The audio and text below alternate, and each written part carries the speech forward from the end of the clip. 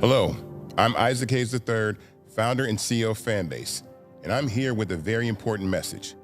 We are at a turning point in the Black community where we must have equity in the apps we use that scale to billions of dollars. But this time, we own the infrastructure, we own the culture, and we shape the future. And Fanbase is the future. Fanbase combines the free functionality of Instagram, TikTok, and YouTube into an all-in-one platform built for the evolution of social media and monetization. With over 1.4 million users, that's real proof that we are shifting the conversation of tech ownership and equity for creators. So right now, I want you to go to startengine.com/fanbase and invest today. The minimum to invest is $399. That gets you 60 shares of stock in Fanbase at $665 a share. This marks a turning point in Black ownership of social media. If we don't take this opportunity to own social media right now, we will always be customers to our own creations. And that can't go on. So once again, go to startengine.com/fanbase and invest today. We must own the platforms where our voices live, our stories matter, and where our culture drives the world. Thank you.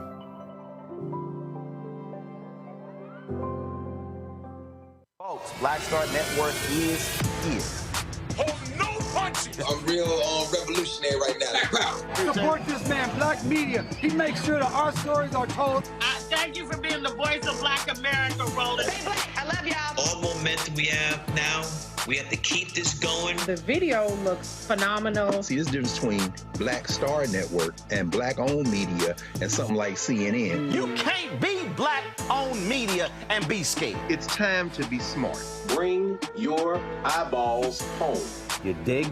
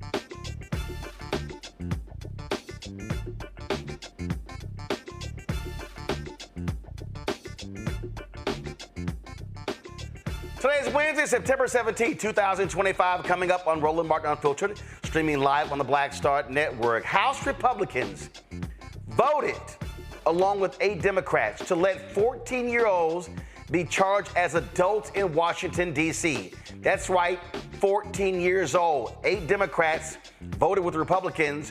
1 Republican voted against this bill. Attorney Scott Bolden will be joining us to talk about this here. The family of Demartravion Trey Reed is demanding answers after his mysterious death at Delta State University. Now the school's conflicting reports are raising even more questions. On Capitol Hill, Kash Patel goes before the House, and CongresswomenJasmine Crockett and Sydney Kamlager-Dowe lit into his trifling ass, calling him the least qualified in the Bureau's history and saying white supremacy has flourished under his watch. So, progressive media host Ezra Klein sits down with right-wing nutcase Ben Shapiro discussing his book, and what comes up is Barack Obama, race, and birtherism. Watching it, it was pretty despicable. And I'm not just talking about Shapiro.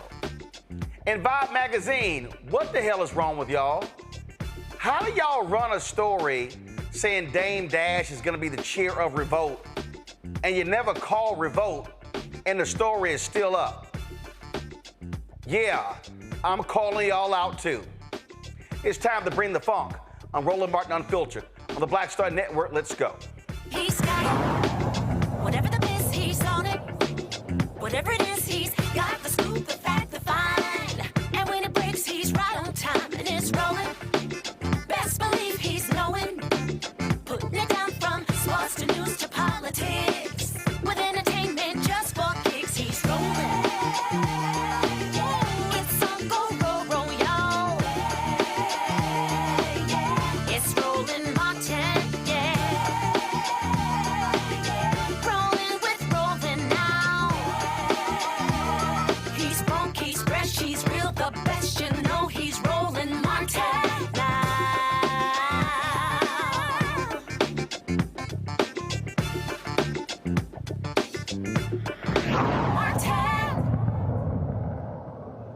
Last night, House Republicans approved a bill that would let 14-year-olds in Washington, D.C. be charged as adults for serious crimes, the lowest age threshold in the region. The move is part of Donald Trump's sweeping effort to toughen what he says, to toughen D.C. crime laws and expand federal power. Here's what is in H.R. 5140, okay? To lower the age at which a minor may be tried as an adult for certain criminal offenses in the District of Columbia to 14 years of age. The minimum age drops from 16 to 14 for adult prosecution. The transfer to criminal court for juveniles is reduced as well, and these changes will apply to any crimes committed after the laws take effect. The legislation will also cap sentencing breaks for youth at 18, broaden police pursuit powers, and give Donald Trump direct authority to appoint Washington, D.C. judges, removing the city's independent nominating commission. Now here's a look at the one Republican who voted no, Kentucky's Thomas Massie. He was a lone GOP dissenter on both the crime and juvenile sentencing bills.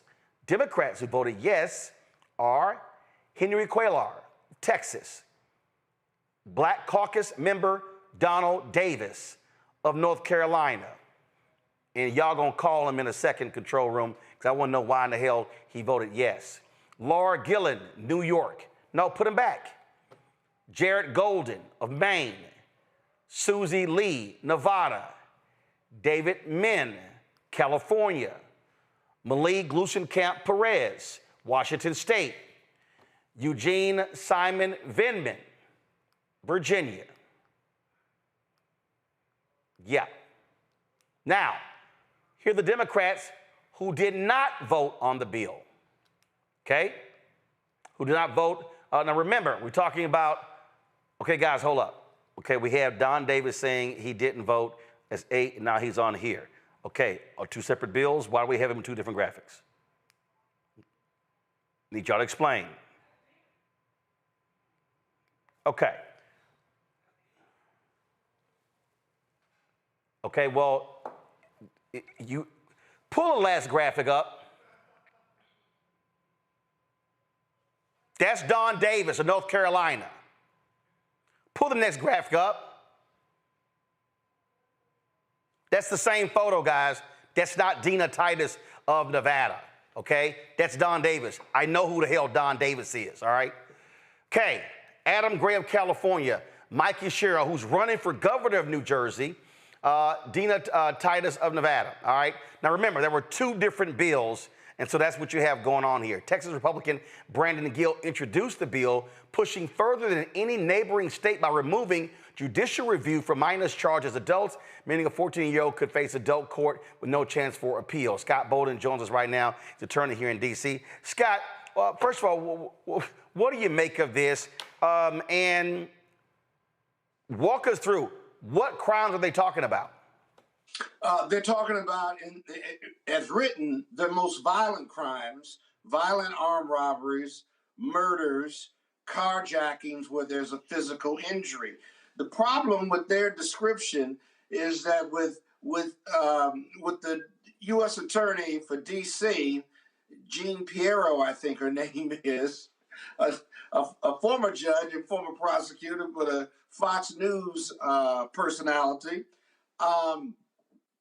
Prosecutors have great discretion. And so when they charge a 14-year-old who may be part of an armed robbery, but there's no injury, the Republicans want to just lock them up as adults, put them in adult penitentiaries if they're convicted, and throw the key away. They want to give up on them at 14 years old. Man, at 14 years old, your heart and mind and brain hasn't even developed enough. If you're part of the least, the lost, or the left out, we're just not going to give them another chance if they're part of a violent crime, right? And the Youth Offenders Act, the one thing you didn't talk about was that the Youth Offenders Act, they lose these young people. Instead of being able to get a youth offender treatment up to 24, they've reduced that to 18. So now we're going to just lock them up, warehouse them, and throw away the key.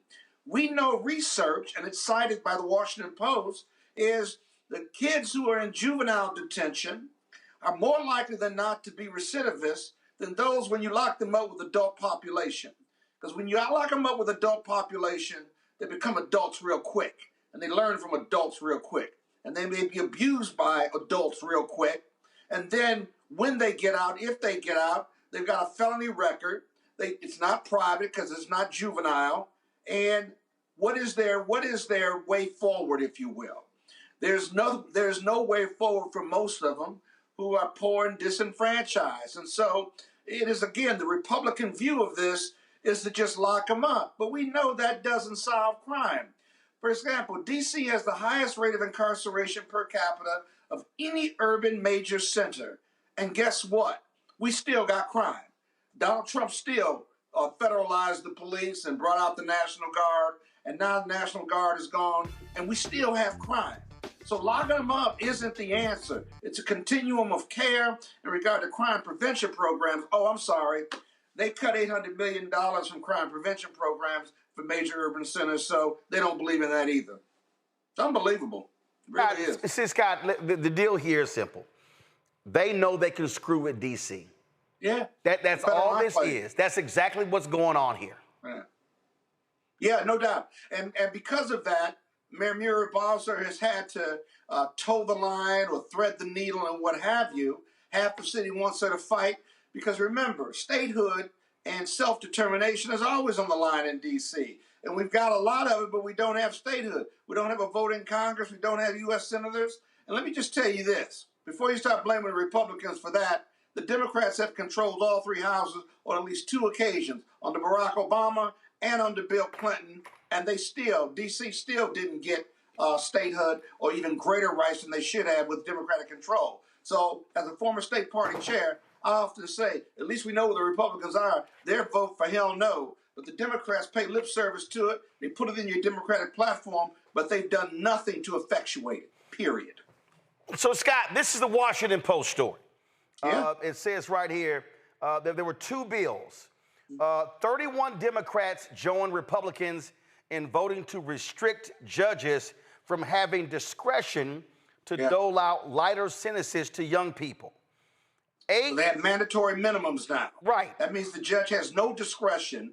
If it calls for a mandatory minimum of 10 years or 20 years, the judge has to go with that. Statutorily. So 31 Democrats voted for mandatory minimums. 8 voted alongside Republicans to allow 14-year-olds to be charged as adults. Now, it goes to the Senate where the filibuster requires 60 votes to advance. And then what it says here, the notable Democratic support for at least one of the bills, largely from lawmakers facing competitive re-election races, underscores D.C.'s vulnerability in Congress. And here's the whole deal. Okay, these vulnerable Democrats, but you don't want Washington, D.C. telling y'all what to do in your state. Right. They're in vulnerable states and they want to appear to be hard on crime. They've got some tough re-elections because they've got some Trump voters and MAGA voters in their districts. And so there's no repercussions or no prejudice to them to use D.C. as a whipping block, if you will, or a whipping boy. They can vote for this, but they wouldn't vote for it in their own jurisdiction, though. And D.C. historically has always had these elected officials, Senate and Republicans, who experiment with the district with absolutely no voter repercussion. And so whether they're with the CBC or whether they're Hispanic, if they're in a tough re-election, this is an easy vote for them, politically at least. But I got to tell you, when they take away the Attorney General and Trump gets to appoint his own person as Attorney General, because right now the Attorney General is elected, and when he's taken away the D.C. Judicial Commission, which is a commission of judges as well as leading lawyers in D.C. who vet candidates who then go to Norton, Congresswoman Norton, and then go to the White House, right? That's a very important vetting process. You're going to take that away, so now Trump is just going to appoint his people. And so as a result, DC's, at least those who govern and oversight, they're not taking away self-determination or home rule, but they're taking away large parts of it. And I got to tell you, before it's over, why would he stop here with criminal justice? That just happens to be the flavor of the day. By the time within 4 years, why doesn't he just take it? He just takes home rule away, and it sets up a commission to run D.C. like it was before we got home rule, I believe in 1972 and 1976. And so as a result, we're very vulnerable right now. And here's again, what do you say all the time, Roland? Elections matter, voting matters, and America is getting just what she voted for, at least the majority of Americans. It's just unbelievable. He telegraphed what he was going to do. It's all in the 25th Foundation or whatever that 25th piece is, but it's all in there in his campaign. He told them, they voted anyway, And now a lot of people are saying, well, wait, we didn't vote for authoritarianism. Yes, you did. That's exactly what you voted for, or you stayed home and didn't vote. So now we're living those repercussions. And they also, of course, are trying to target the bail system. They want to detain all people before trial who are charged with violent or dangerous crimes while bringing back cash bail in certain cases. And we know that doesn't work because the Johns Hopkins study, when Marilyn Mosby, former client of mine, tried it in Baltimore, Johns Hopkins researched it, looked at the numbers, and said that not prosecuting people for marijuana and prostitution and going without and letting them back on the street with certain programs, they were less likely to not come back to court. They would come back to court. They were less likely to be recidivism and move forward with a cashless bail system or a no bail system. So the research just counters all of these political myths the Republicans tell themselves. They just really do. In fact, the really bad issue is we know that, as the Washington Post cited, young people put into adult penitentiaries are more likely to become recidivists than if they matriculate through the juvenile system, where they have programs to support them, and you got a shot at them if they're 14 or 12 or 10 or 16. This process that we're about to go through with the Republicans is inhumane, if you ask me. They just don't care, and they're going to warehouse them, and they're going to come out of jail and more than likely commit more crimes. Take that, Republicans. That's your crime prevention policy. It's a failure. It's dead on arrival. All right, Scott Bolden. We'll see what happens in the United States Senate. All right, man. Thanks a bunch. Pray for our people.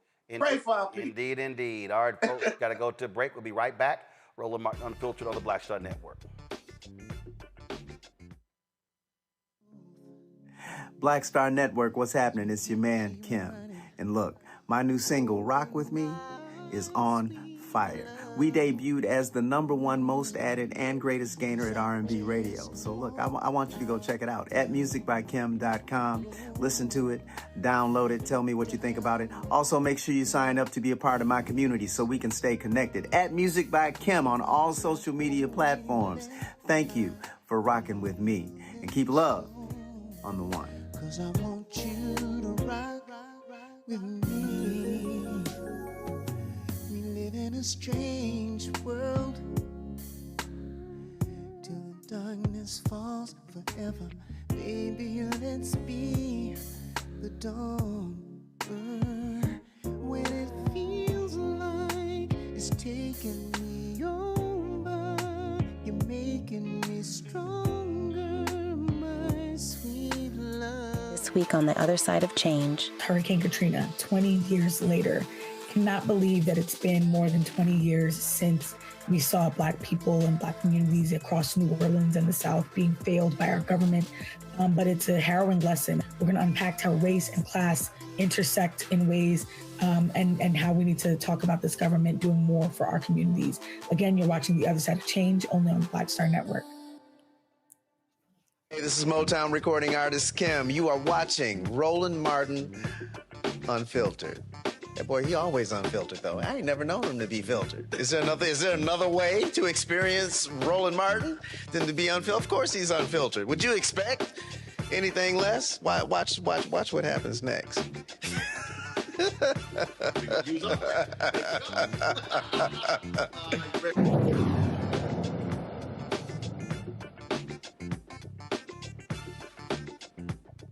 Let's go to our panel. Andrew Clark, attorney, managing partner, District Legal Group out of D.C. Rebecca Carruthers, president and CEO, Fair Election Center out of D.C. Raven Schwam Curtis, content creator, keynote speaker out of Chicago. Andrew, I'll start with you.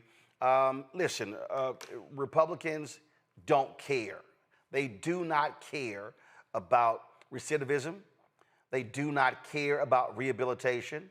All they care about is lock them up, throw away the key. They don't care. So they don't give a damn who they throw in jail. It's all about we're tough. But then they don't want to even pay for stuff. It shows you how insane these people are.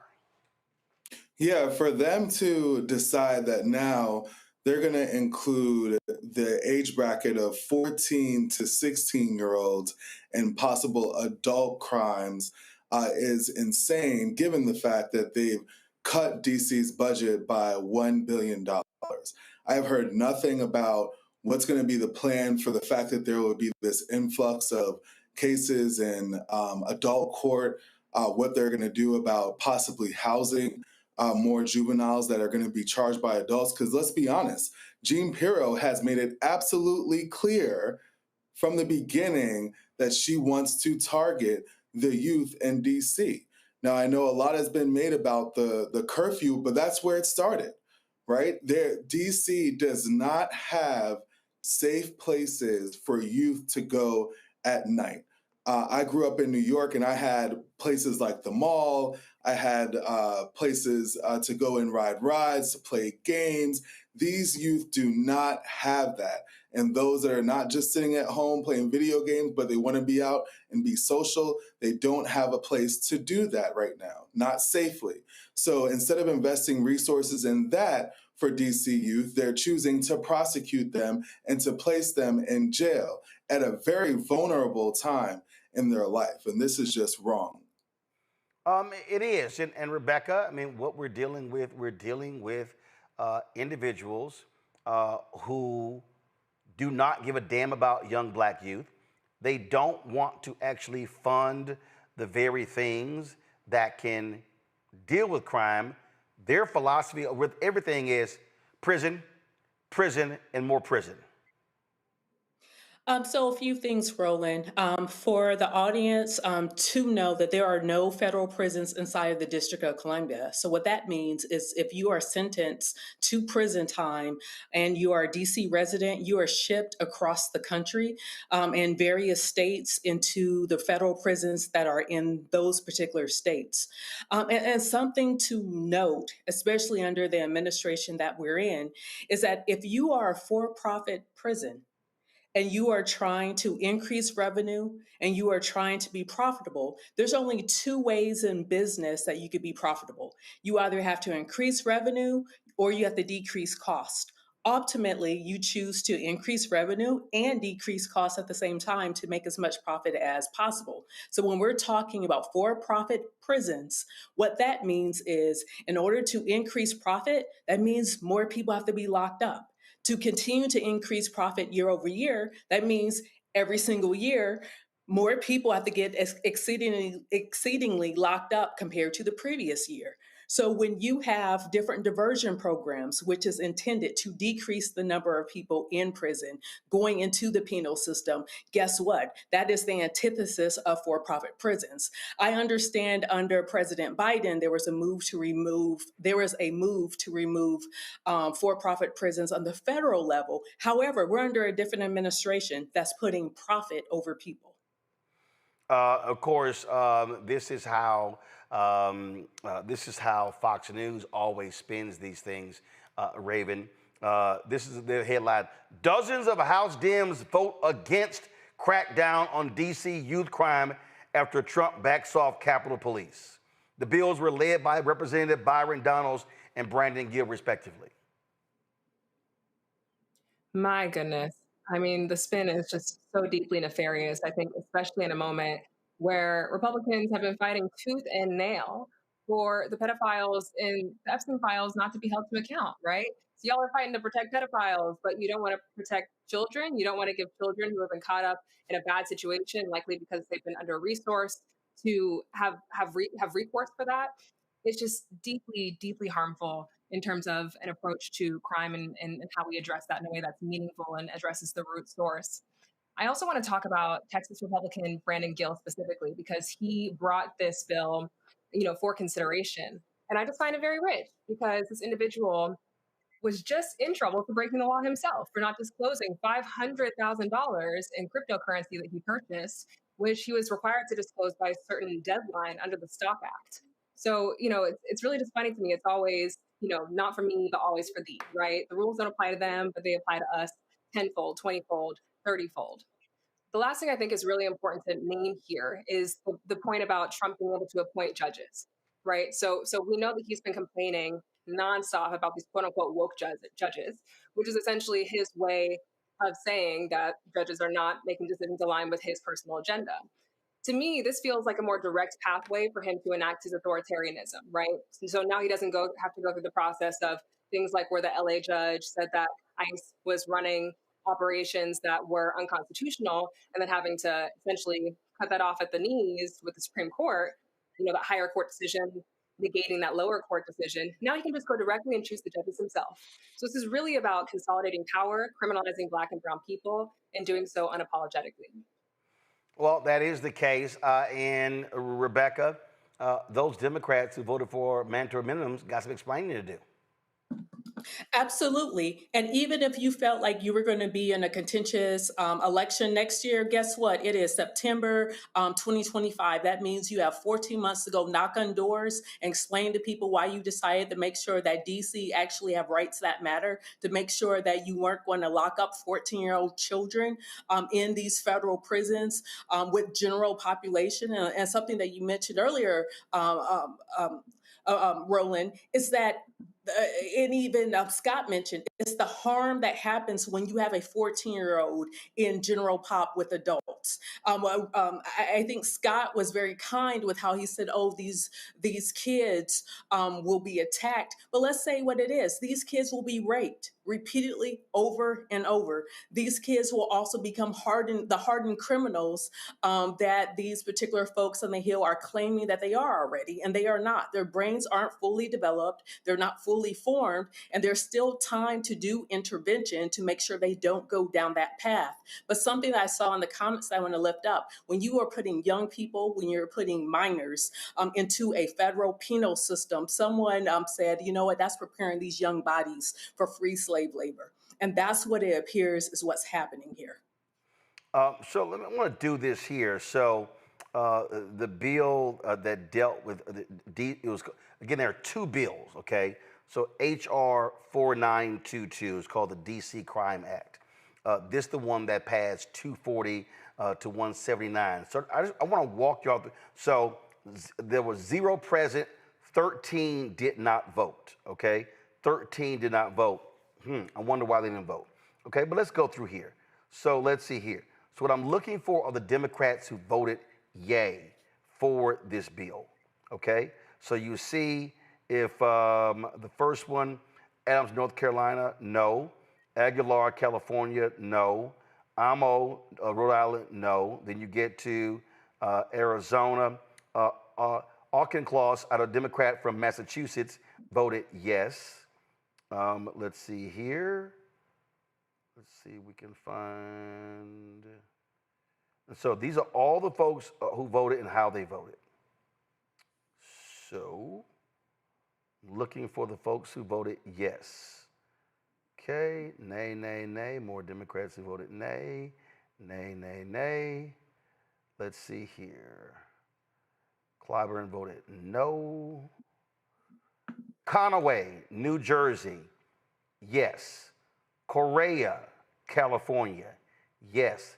Costa, California, yes.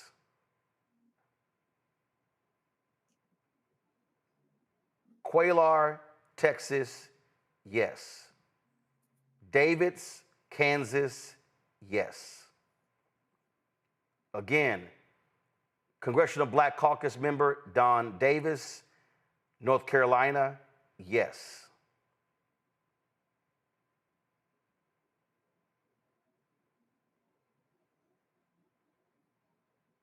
Let's see here. Okay. Looking for more. Looking for those Democrats that voted yes.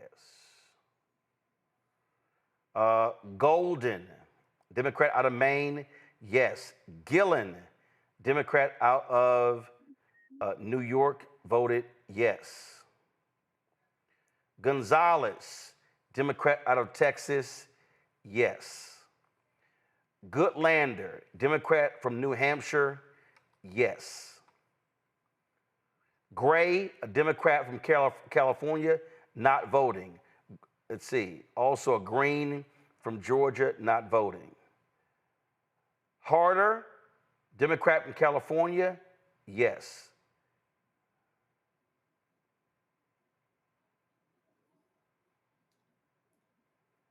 Let's see here.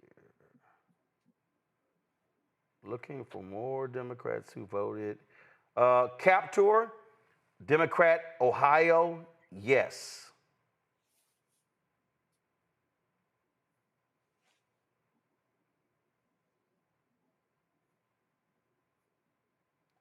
Lee, Democrat, Nevada, yes.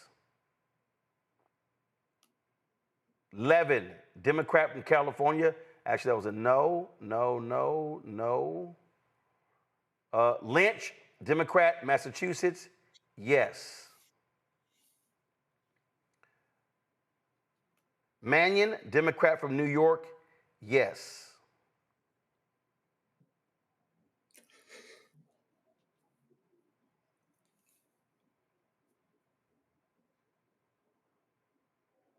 Let's see here.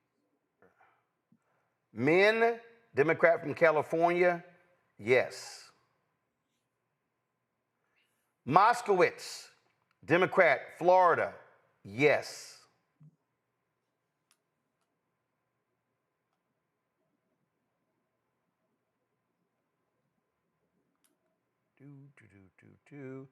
Panetta, Democrat from California, yes. Pappas, Democrat, New Hampshire, yes.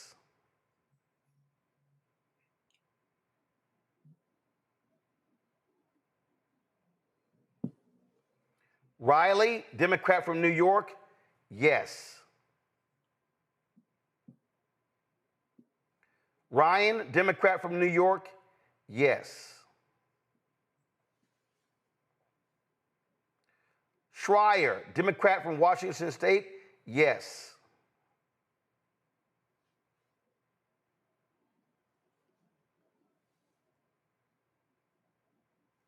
Soto, Democrat from Florida, yes. Stanton, Democrat from Arizona, yes.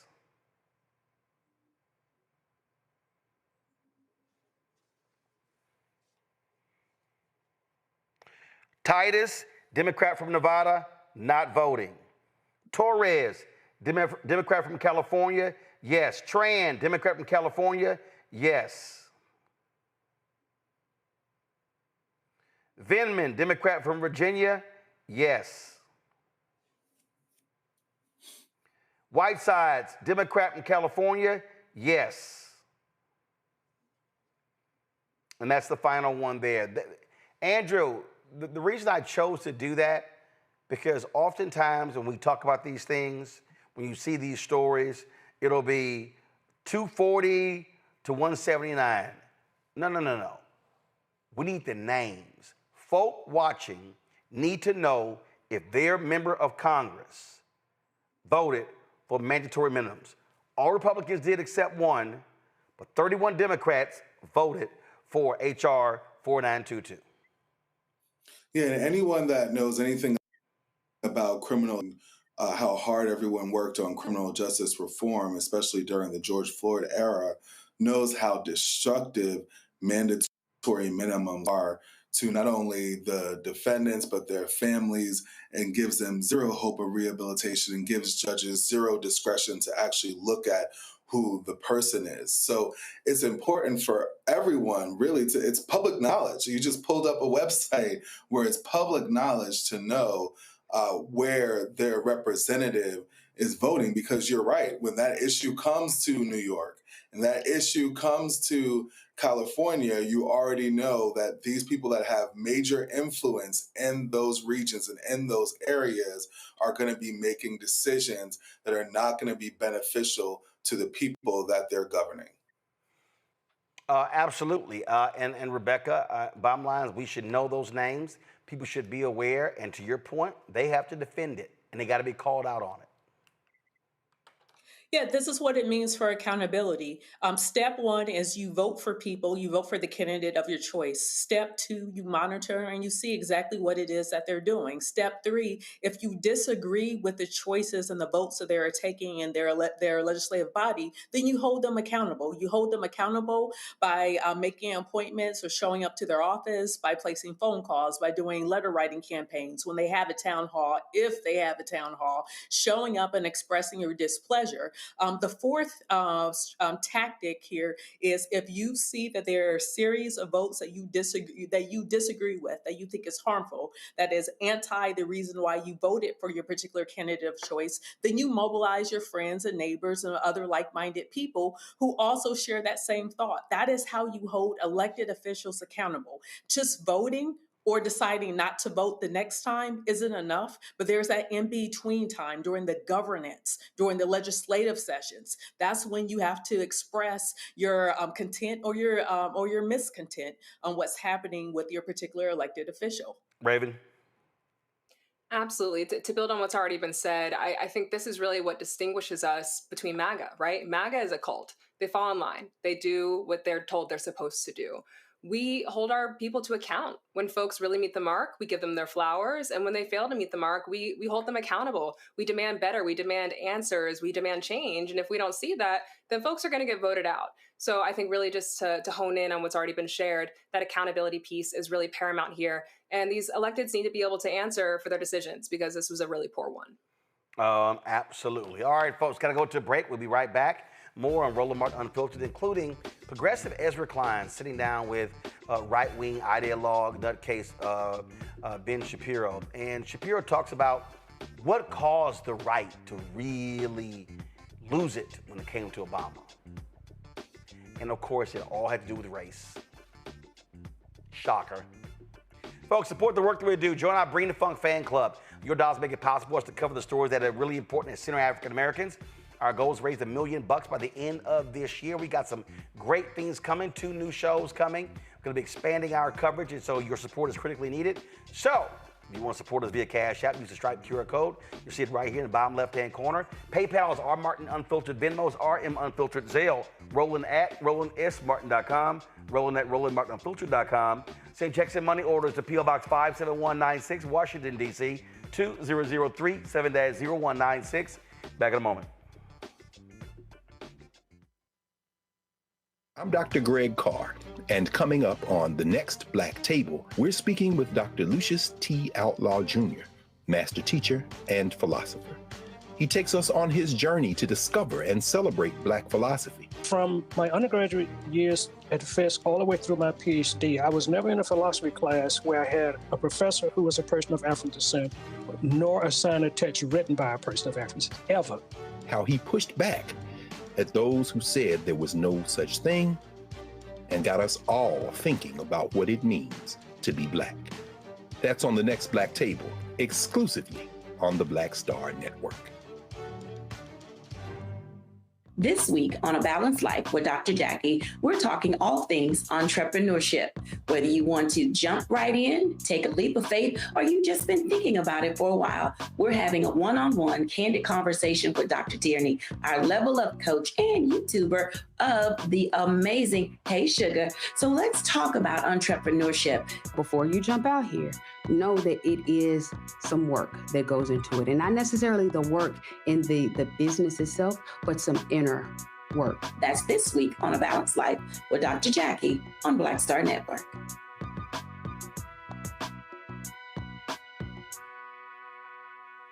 I'm Russell L. Honoré, Lieutenant General, United States Army retired, and you're watching Roland Martin Unfiltered.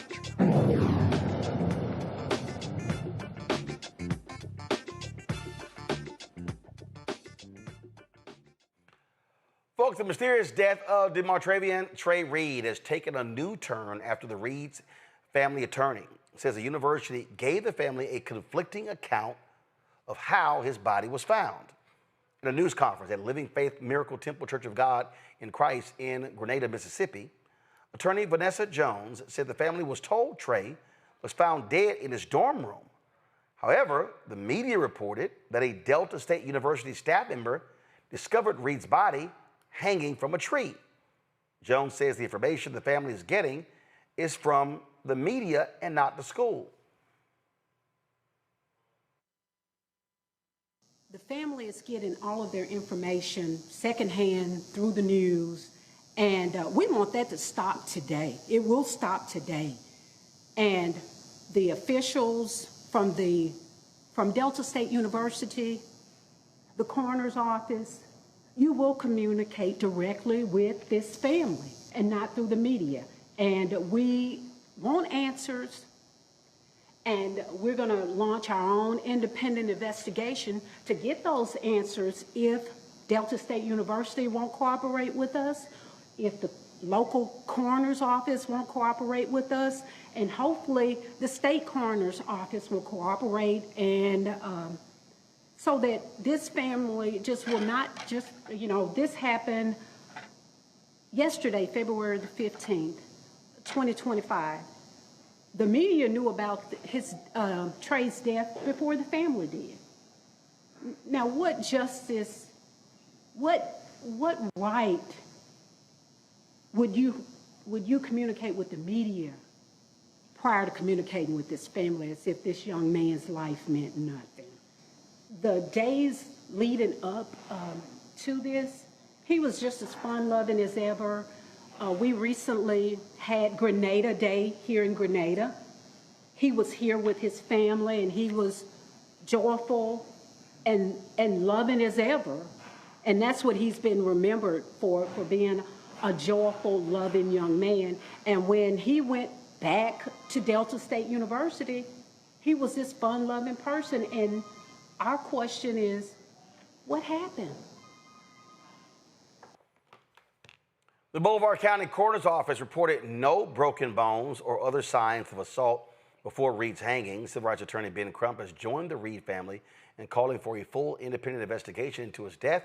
We'll have the family attorney, Vanessa Jones, on Roland Martin Unfiltered on tomorrow. I don't understand, Raven, I don't get conflicting stories. Either you found him in the dorm or he was found hanging from a tree. To me, that's not close. Right. No, not at all, Roland. I completely agree. Something in the milk ain't clean on this one. And I don't want to speculate out of respect to the families, or to the family rather, but my goodness, this just doesn't sit right with my spirit. One, because this young man is gone, but to your point, because we're getting conflicting stories. First of all, why did this family have to find out from the media what had actually happened and transpired with their child? That should have never come to fruition. Folks who were involved in what's transpired should have communicated with them directly, right? That is a very reasonable and fair expectation and ask. And the discrepancy in the story between, he passed away in his dorm room versus the hanging, some in the milk ain't clean, okay? Regardless of what transpired, whether it was suicide or whether there was a hate crime or something of that ilk at the epicenter of what happened, I think we can all agree that this is a tragedy, right? Either way, it's a crisis. Whether it's a mental health crisis that's sweeping the nation, I'm part of Gen Z, we are unwell. We are unwell. And how could we not be when we've all grown up doing, mass shooter drills and just under a constant state of terror as young people in this country? That is so real. That is so real. There's a reason the mental health crisis is affecting our generation so intimately. Whether it's that or whether it was something more racially motivated or nefarious, it's a crisis either way. Anti-Blackness is a national crisis. Mental health is a national crisis, and it has to be reckoned with in a meaningful way. And honestly, my heart just goes out to his family. I don't know how I can even say I wish them peace and healing, but somehow I hope they find that for themselves. Rebecca? Roland, I saw that there were reports that there was a second young man found on a different campus in Mississippi on Monday as well. One thing that I think people have to understand historically is that when Black people in this country die by suicide, hanging or nooses usually isn't the way in which it happens. I think what's also important to point out is that right now this country is in a cycle of violence, and there's racial violence underfoot. When we see flares of white supremacy show up, then the next thing that happens is you see bomb threats on HBCU campuses. You see Black places of worship, churches, and other Black institutions that now are under attack or burned or bombed, or other things happen as well. So I would just caution people, be very careful as we're watching these various things unfold, because the Department of Justice decided that their domestic terrorism tracking that they've been doing and the reports that they've been putting out, which shows that there is an uptick of white violence and white domestic terrorism in this country. The DOJ is trying to shelve that project and say that that report is no more, that report isn't violent. So do be aware historically of where we're at in this country right now and understanding the previous cycles of racial violence in response to white lash after certain achievements of Black folks in this country. So people are going to have to, protect themselves and be careful in the coming months, be careful in the coming years, because we are in a situation where we are in a very hostile environment. Andrew. It's so sad to have heard about that story, and my heart does go out to the family. I just want to talk about the educational institution that is stonewalling information to the family, but yet still the media has information that they don't have. And I think that when you're dealing with death investigation, if you want to keep it internal, it should be internal. There shouldn't be a situation where the media has more information than the actual family does.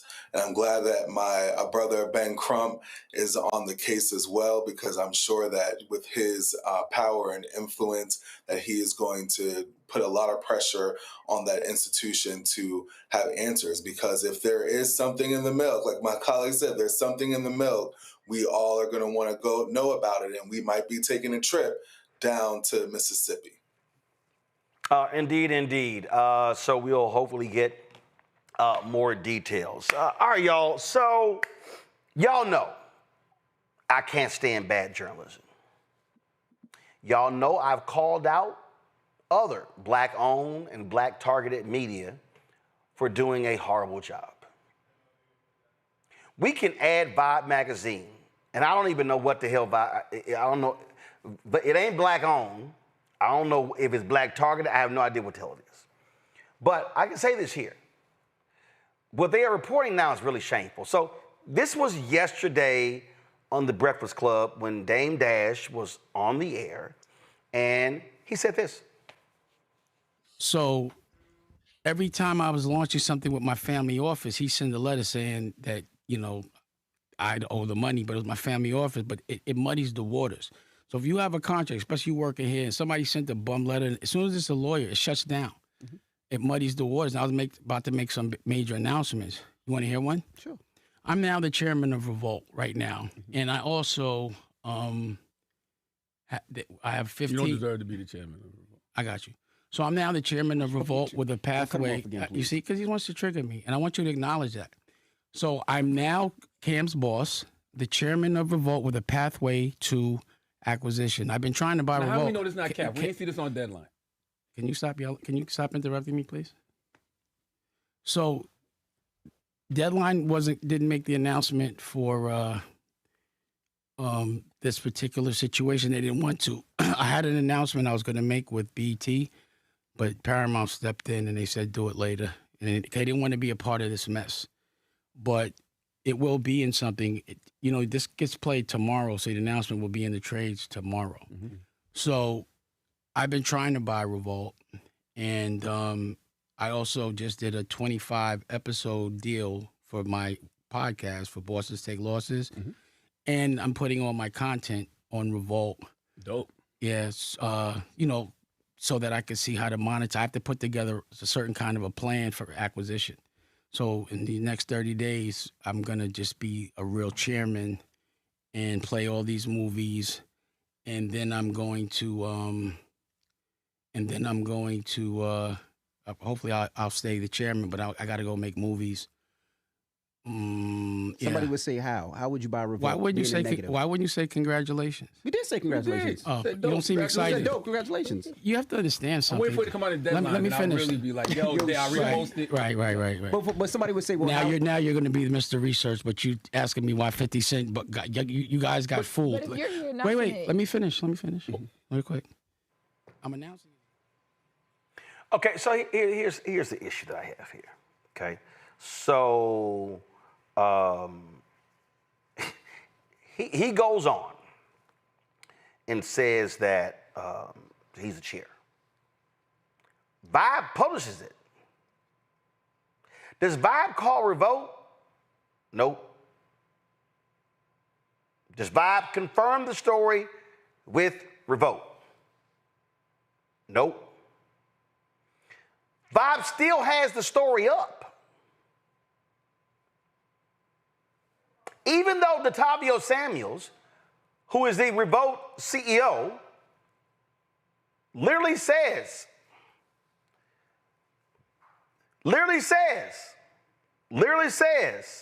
nah, he ain't got nothing to do with this.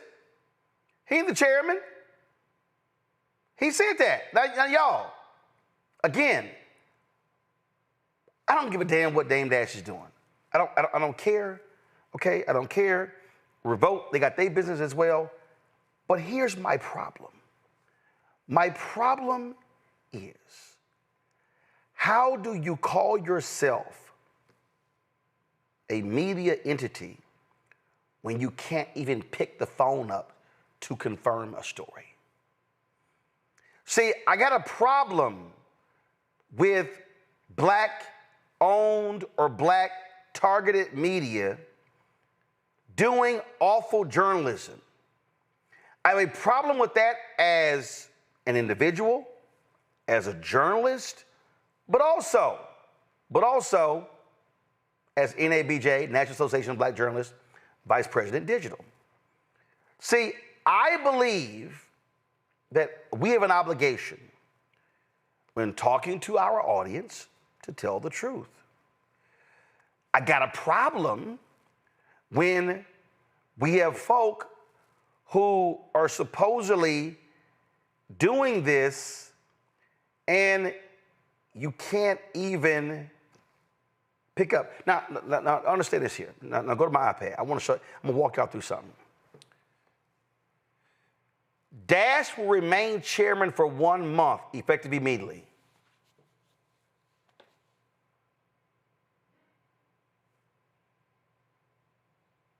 I've written business stories. In fact, when I was writing, when BET was sold, I was one of the folks who was on top of that and wrote stories for Deadline.com on that whole deal.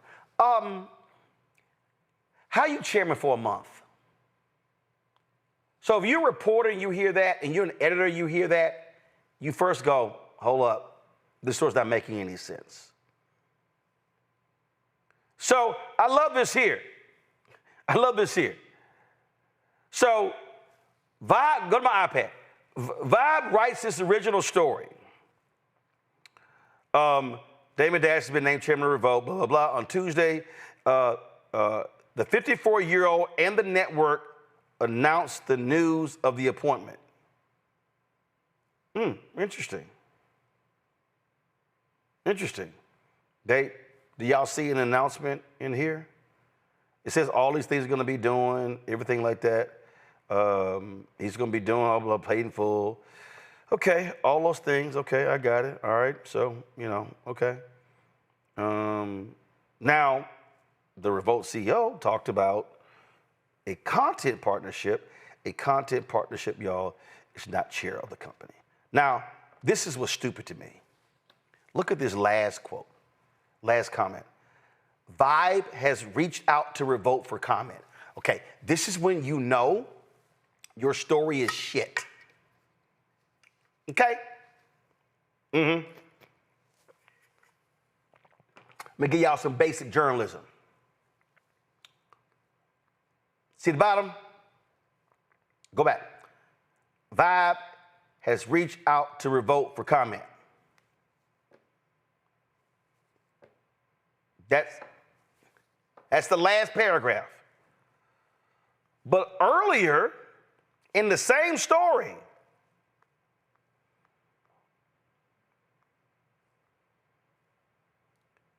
it said, this is the second paragraph.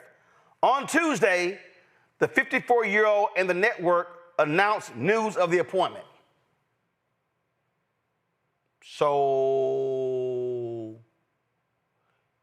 Vibe, y'all ran a story as an exclusive, and you didn't talk to the people with the exclusive, but then you say you reached out for comment at the bottom of your story, but you say they made the announcement. Okay, got it. Okay. Where was the announcement made? Is there a press release? Is there video, whatever? Okay, now here's what makes matters worse. 6:35 p.m. Eastern, this is yesterday. A statement released via TSR indicates that a deal between Damon Dash and Revolt TV has not been confirmed despite discussions of potential collaboration. Dash, however, remains adamant that his interim position with Revolt TV is legitimate. More to come. Let's stop right there. Let's stop right there.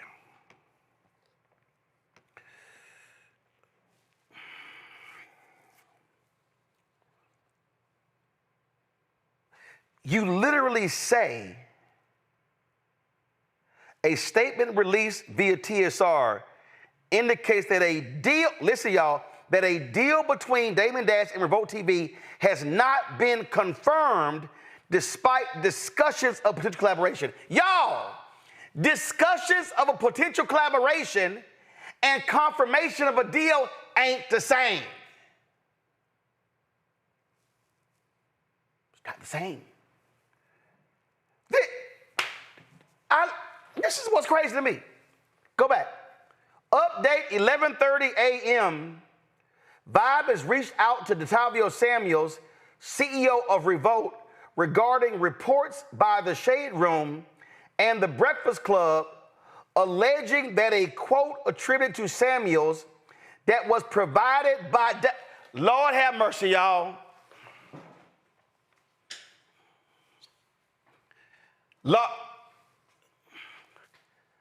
Go on back, y'all. I just want to show y'all how bad journalism is. Who the hell is this writer, and who the hell is the fucking editor over at Vibe? Vibe has reached out to Demartravion Samuels, the CEO of Revolt, regarding reports by the Shade Room and the Breakfast Club alleging that a quote attributed to Samuels that was provided to Vibe by Dash's public relations team is fabricated. Samuels has yet to respond to our requests for comment. Dash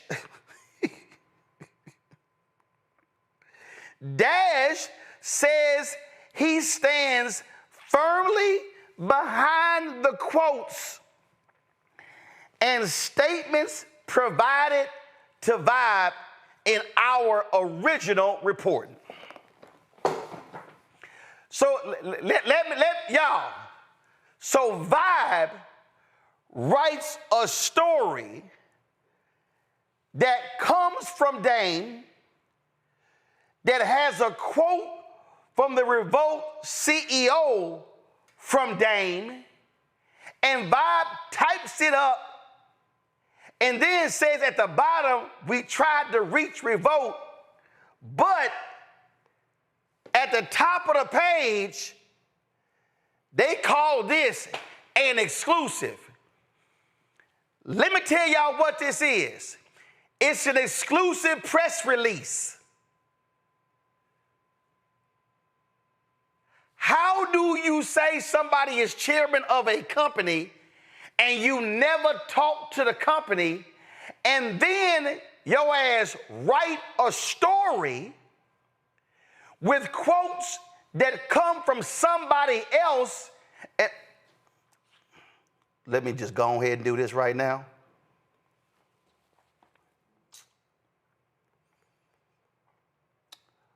He gonna be the chair. They gonna do content. I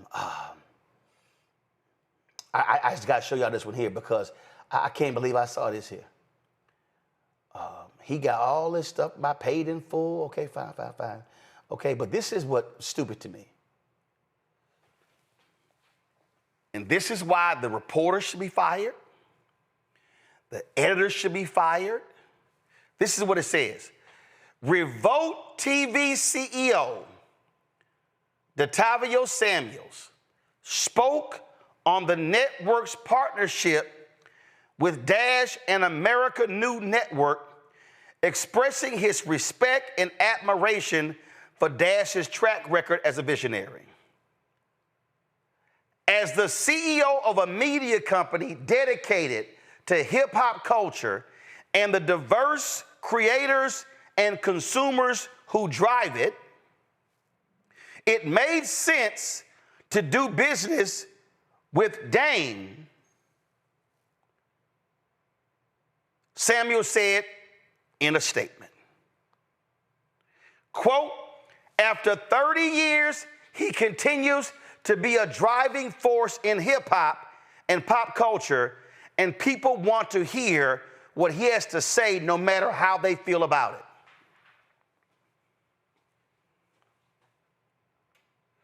When you say somebody said in a statement, that means your ass got a copy of the statement. That means it's been emailed to you, it's been texted to you, it comes from him directly, it comes from the publicist, it comes from the comms team, it's posted on Revolt's official Instagram, any social media accounts, or the CEO's account or LinkedIn. That ain't posted nowhere.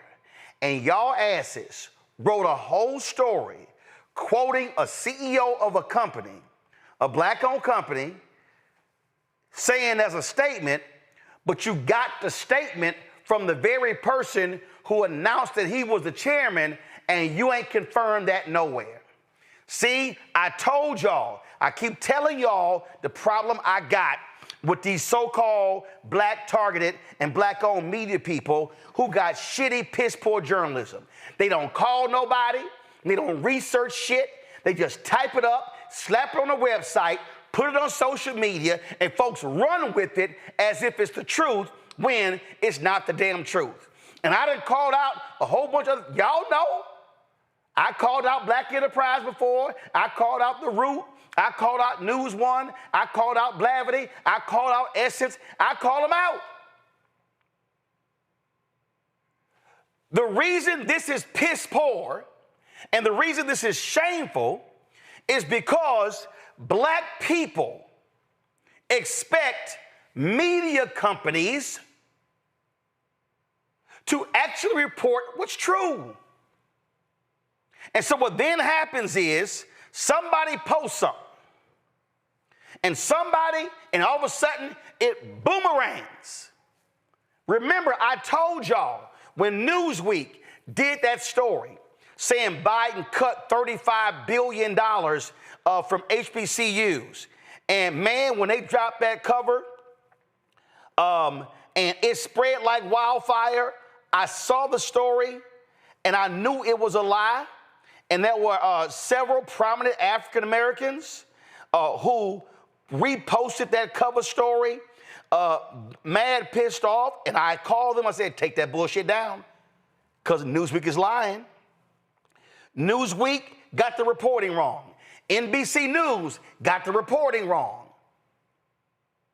See, y'all, do y'all now understand why we're trying to build something bigger?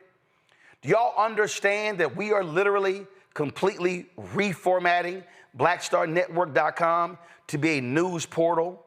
Do y'all understand why when I'm talking about contributing? Because we want to hire real damn journalists who know how to pick the phone up, who know how to research. Because what we can ill afford as black people is the bullshit that you're seeing in this Vibe article. What we can ill afford are seeing black-owned or black-targeted outlets rewriting the stories of white media and slapping their bylines on it, and then you read it thinking, oh, this must be true. No, I've made perfectly clear in my entire career that, listen, most of the stuff that mainstream white media focus on, I don't give a damn about. But I've always said this here, what they never gonna do is out-black me. And if I have to sit here and pick the phone, see, y'all understand, I've done this numerous times. I've seen a story, and I go, that don't smell good. That don't seem right. Let me call the person. Now, luckily, because of who I am in my career, I have relations where I can call a lot. Most people are on their cell phone. But if I ain't got their cell phone, the first thing I'm gonna do is call the office. I'm gonna call the office. Then I can't reach them, I'm gonna call I don't call the publicist or the cons first, I call the office first. I'm gonna make 10 calls to get to the truth. And y'all, it's stuff like this, when these stories get published and black people see it, and I know somebody's sitting here going, damn, bro, this ain't no big ass deal. Don't nobody care about Dame Dash or whatever. Y'all missing the whole point. The point is, this is a media outlet that wrote a story based on a lie that got the reporting from one person, the person who's supposedly the chair. Anybody, if somebody came to me with these basic facts, this is what Roland would say. Dame Dash, you're gonna be the chair of Revolt? How are you gonna be the chair of Revolt when Revolt actually was purchased by the employees? Oh, you didn't really know that. Yeah, Diddy's stake in Revolt was purchased, became an employee buyout. Yeah, I know that because I covered it. In fact, I was aware of the negotiations. If I told y'all who I was talking to, y'all would understand. I was fully aware of the sale as it was happening. I didn't report it because my sources asked me not to, but I knew what was going on. So the first thing, if you have an employee purchase of a company, how you gonna bring somebody as chairman who ain't got no equity stake in the company? I can tell y'all right now, I know the people who were bidding to buy Revolt. Dame Dash wasn't one of them. Not even close.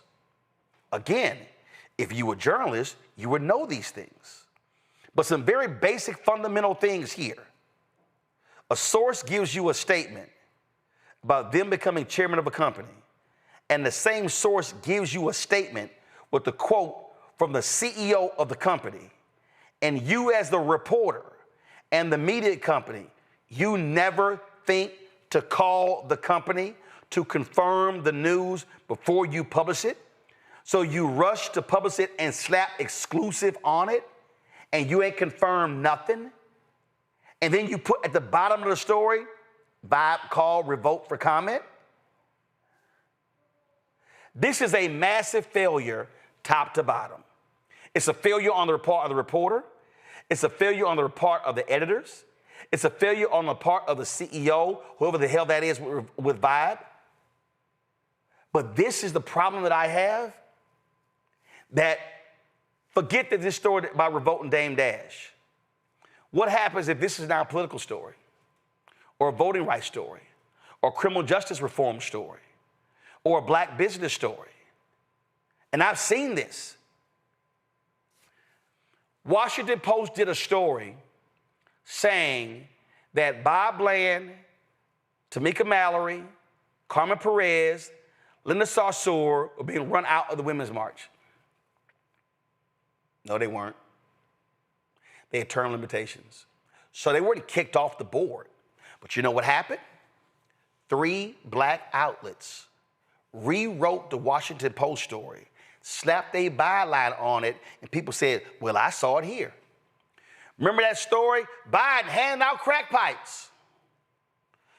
What right-wing paper writes it, Black Enterprise rewrote it. I hit the Black Enterprise, people say, what the hell y'all doing? It's a bullshit story. Fact check. We as black people, when we know about misinformation and disinformation, what we cannot allow is for our media entities to literally do the exact same thing.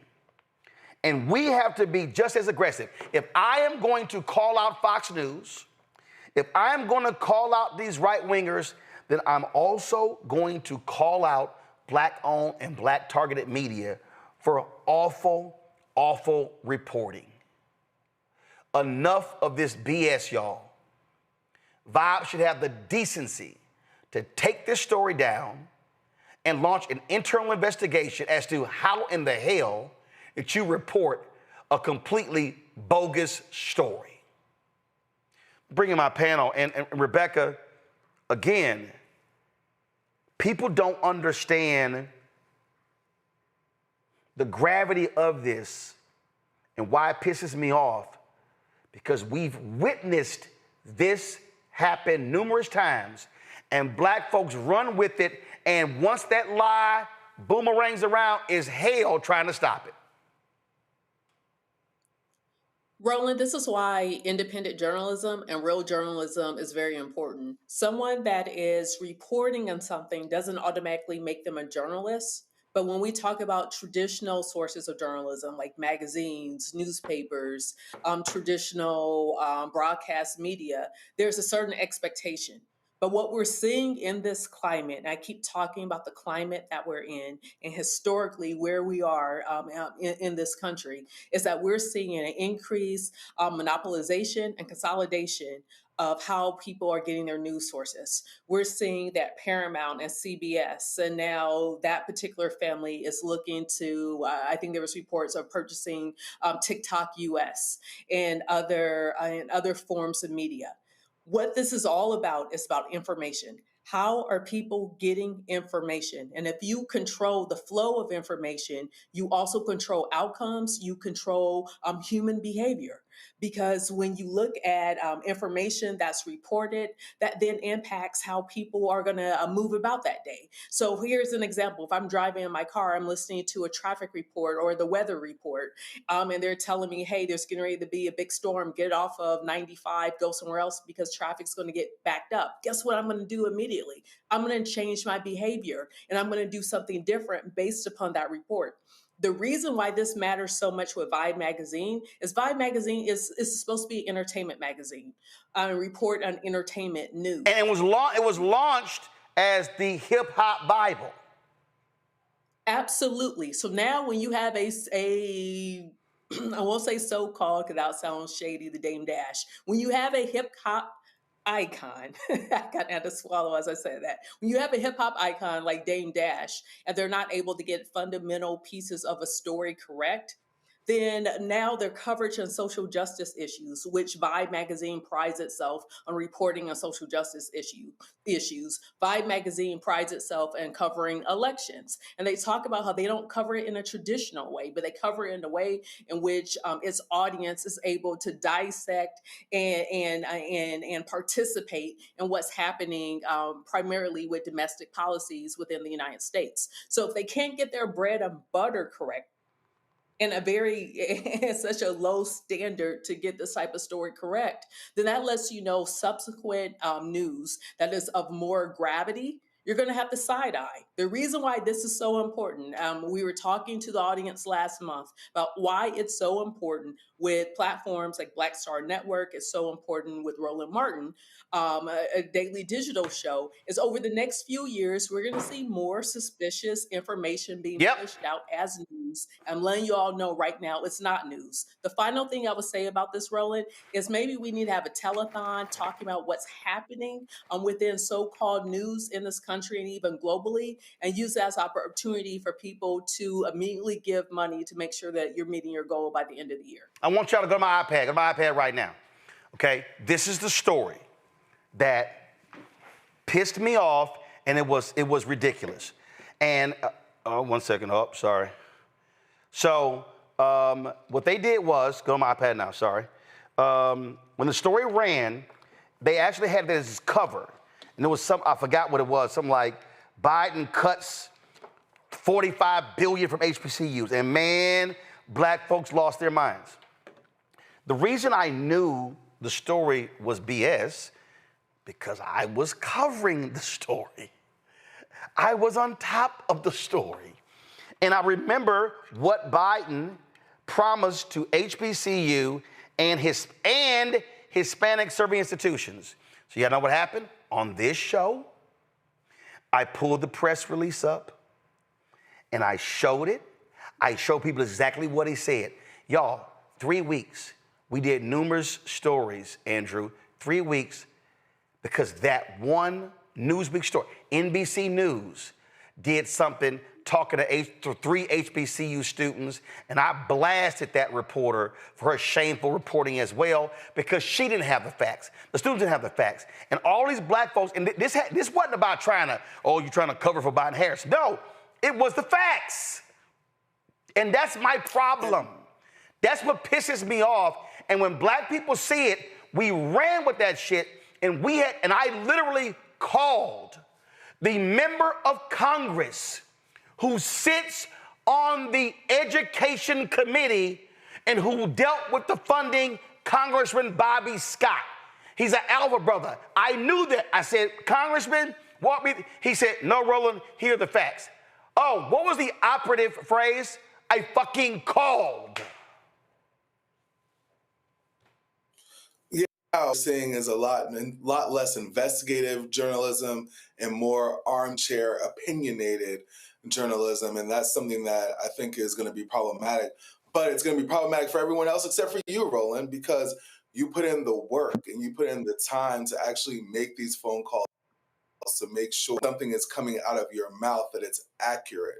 And that's what's going to be important going forward, because as Americans, and especially Black Americans, you really only got one time with us, right? Now, Vibe magazine has made a mistake that reporters should be fired, because typically in a major magazine or a major, if you just miss the mark just a little bit on the facts in your reporting, you typically are fired or let go. That reporter should be fired, but it also forces us to seek out publications that have a higher standard of reporting and investigation, because we want the facts. We want the neutral journalism. We want our journalists to have made those 10, 15 phone calls, talk to the source. And now, right now, Roland, you're in a unique position where you've been around for so long that you are the source, right? You are the person that is going to be able to pick up and call the important person and go to the source of what the information is without any, in between or hearing from this person's assistant. You're going to be able to. So we got to support networks just like you. Right now, you're very unique because you're one of one, and I'm proud to be a part of this movement. Raven, it drives me crazy. And again, listen, I barely do any entertainment. So this has nothing to do with Dame Dash. It has nothing to do with revolt, even though but it's the basis. But my anger is people trust us. When I went on the Breakfast Club 2 or 3 years ago, I said to Charlemagne and Envy, DJ Envy, I said, we have to be mindful of what comes in our brain, out of our mouths, into this microphone, and out to the world. Because the moment it comes out of your mouth into this microphone, then you can't control it. I said, so we must be careful not to weaponize BS and lies in what we say. I said, we must have great respect for the microphone. So the same goes for this microphone I have on. The same goes for what you say on social media. And this story is problematic for me because basic, fundamental rules of journalism failed. You don't go with one source when the source is the person who's actually the subject of the story. You don't get a quote from the company from the same source and his publicist. So what you say is, we're not running this story until we confirm it ourselves with Revolt. What you don't do is slap exclusive on it like, oh, you got a breaking news story, when all you now have done is made yourself look like idiots in writing a story saying a statement was released that you never got from the company. You got it from Dash's PR people. That to me is insane. Absolutely. And look, words have power. They are powerful tools that have to be wielded responsibly, right? And this is a situation where those words and that power was not wielded responsibly because the math ain't mathin'. The math ain't mathin'. This was not responsible journalism. And that's frustrating to see, especially from a Black media company like Vibe or a Black serving company like Vibe. You know, and I think this broader conversation around integrity, right? If we're going to call on Fox News and other reporting outlets to say things that are integrous and true, then we also have to make sure that we're reflecting that in the kind of work that we do as reporters, whether that's through more traditional media or that's happening in the online social media space like what I do. So that's a really critical piece. We can't call out their hypocrisy and then do things that are hypocritical. That's not how it works. But unfortunately, I think because we are living in the era of the attention economy, it doesn't actually matter if what you're saying is true. Of course, it matters in terms of impact, but for the bottom line, for how people are making money, it doesn't. Because at the end of the day, their goal is to get a click, and the goal is to get that ad money, right? To get more eyes on their site. And so if you throw up exclusive, even if the contents of the article aren't integrous or true or lack nuance or what have you, the point is that you got someone to click. Now, of course, this happens in traditional media, this happens on social media, but it's troubling because there seems to be no incentive to not spread mis, dis, and malinformation. In fact, these things are often incentivized if what you're saying is inflammatory enough that you can get people to care and to opt into what you want them to be paying attention to, right? And so I think particularly in this moment, you know, this article that we're seeing from Vibe really, really illuminates why so many people are losing trust in traditional media and turning to social media. Now, again, to be clear, mis, dis, malinformation exists everywhere, traditional media and social media. Right. But I think these names like the Washington Post and New York Times that are supposed to be trusted, these continual and like recurring incidents of that trust being broken, of poor reporting, of this bad information being shared and circulated on a wide scale that actually genuinely causes harm to people, they don't trust traditional media anymore, right? So they're turning to people like me, which has its pros and has its cons. So, you know, really what I think is at the epicenter of this conversation is how critical it is that, one, folks know how to read and research, critical skills. AI overview is not researching. And media literacy. Folks have to be able to identify when what they're consuming is credible information and when it's not. And unfortunately, these are skills that so many folks are just fundamentally lacking. So you know what? I don't know who the hell Brooks Education is. This person follows me on Instagram. And I posted about the Vibe thing, and this person goes, there's other things to talk about, Roland. Let's never bring our own people down, especially if it doesn't help anyone do anything. Can someone please follow up? Can someone follow up with Trey Reed's family, please? Well, Brooke, how about you watch this damn show? See, Brooks, you decide to post on a public page, so you get called out publicly. See, when you say silly shit like this here, oh, there are so many other things that we can talk about. Yes, we're talking about disinformation, misinformation. We're talking about media lies. We're talking about bad journalism. And you got a problem with that? Oh, let's talk about Trey Reed's family. The attorney's going to be on the show tomorrow, Brooks. See how that works? Brooks, I'm explaining to you what journalists do. First of all, we multitask. We cover different subjects. We also email, text, DM, call, do all we can. Because this is a journalism-led show. Brooks, so let me be real clear with you. I'm not a media personality. I'm not a celebrity. I'm not a content creator. I'm a journalist, Brooks. A journalist. A BS in journalism.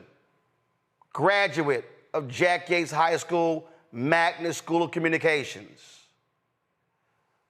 Reporter, Austin American-Statesman, Fort Worth Star-Telegram. News director, KKDA Radio and morning anchor. Managing editor, Dallas Weekly. Managing editor, Houston Defender. Managing editor, Chicago Defender. contributing editor, Essence, writing for Ebony, produced for major broadcasting cable network, host of 2 shows on TV One, 6 years at CNN. I can run everything else down, Brooks. Numerous awards, 4 halls of fame. So here's my suggestion, Brooks. In reading your bio, you're an educator and a talent manager. Stay in your lane, because I'm in mine. Going to a break, we come back. Some breaking news we'll cover for you. ABC is suspending Jimmy Kimmel over what's happened with Charlie Kirk. We're going to show you that next. You're watching Roland Martin Unfiltered on the Black Star Network. Black Star Network, what's happening? It's your man, Kim. And look, my new single, Rock With Me, is on fire. We debuted as the #1 most added and greatest gainer at R&B radio. So look, I want you to go check it out at musicbykim.com. Listen to it, download it, tell me what you think about it. Also, make sure you sign up to be a part of my community so we can stay connected. At Music by Kim on all social media platforms. Thank you for rocking with me. And keep love on the one. 'Cause I want you to rock with me. We live in a strange world till the darkness falls forever. Baby, let's be the dawn. When it feels like it's taking me over, you're making me stronger, my sweet love. This is Tamala Mann. And this is David Mann. And you're watching Roland Martin Unfiltered.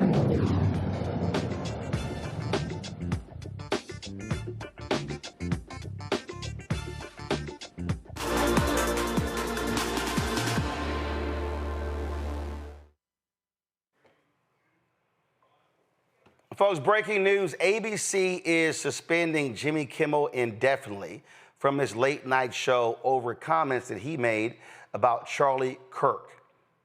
Why do they do this? Because Nexstar, one of the local television station groups, was threatening to remove Kimmel's show from their stations as a result of those comments. Now, let me explain to y'all, and not only that, the FCC chairman, Brendan Carr, who is a Donald Trump sycophant, went on the show of right-winger Benny Johnson. You know, the dude, I think he got, Benny got money from the Russians, I believe.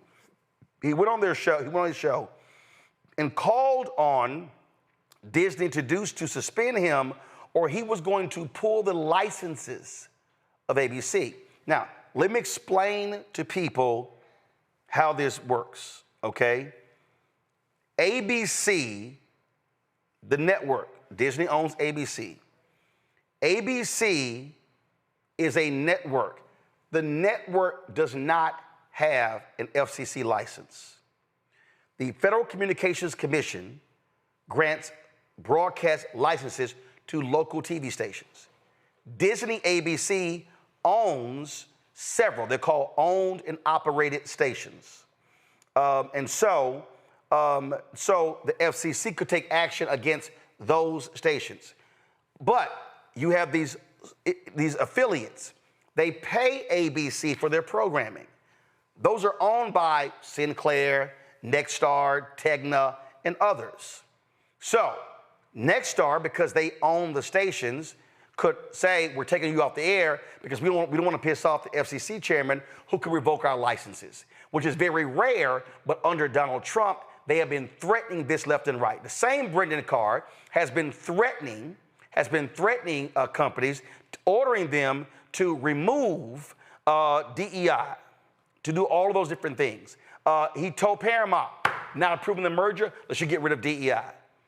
Every company that is governed by the FCC, including some telecoms, are scared to death because Brendan Carr is using his authority to force these people to do the bidding of Donald Trump.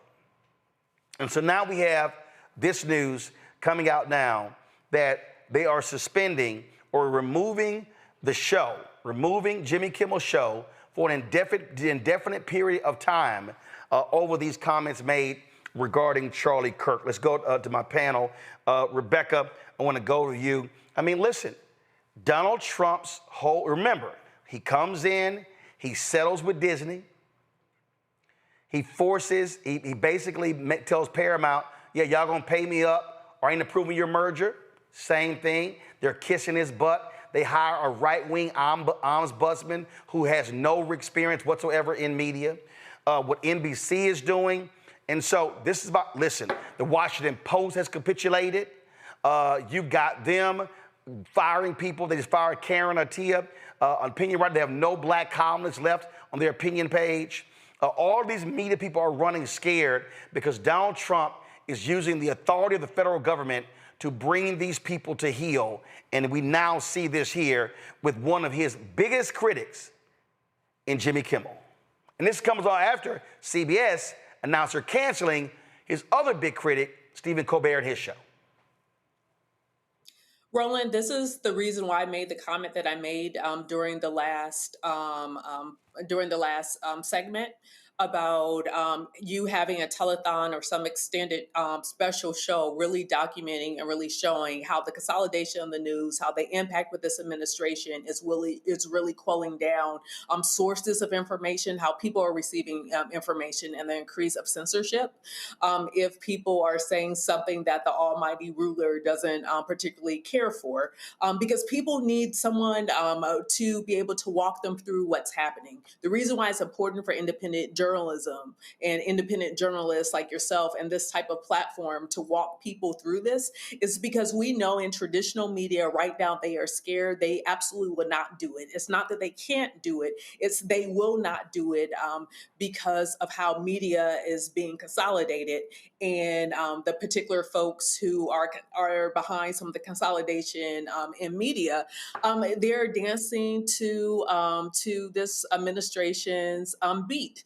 And so people really need to understand what's happening and why investing in independent journalism is very important. We see an increase in journalists who have left traditional media who are now going to Substack, and they're looking for other ways to continue to do their craft, to continue to report on news and provide information to the masses of people. But what we're seeing within mass communications is that mass communications is consolidating where it's going to be limited to 1, 2, or maybe 3 if we're lucky sources, which is why people really have to lean into independent journalism. People have to understand the critical reasoning and the analysis that journalists and true journalists and trained journalists actually use in reporting information. It's not just you're pulling something off of a wire. It's not just that you're reading a press release. It's not that you just see something posted somewhere else and then you get on camera and you regurgitate what has been written.